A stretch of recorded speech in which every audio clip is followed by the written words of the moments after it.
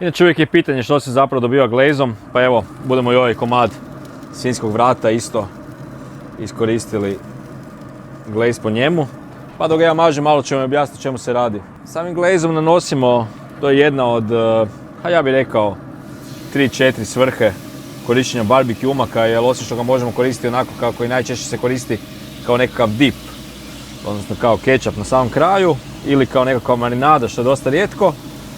Jako često se u američkom barbecue koristi upravo na ovaj način kao nekakav glaze, jer ono što ćemo dobiti da sve njegove okuse, sve što on zadrži u svom sastavu ćemo dosta pojačati uz toplinu koja će karamelizirati sve šećere koji su uvijek prisutni, a u vezi sa mesom i sa svim začinima koje smo nanijeli kao nekakav dry rub dobit ćemo još jako puno toga. Tako da glazete meso obavezno, lagano, s puno ljubavi.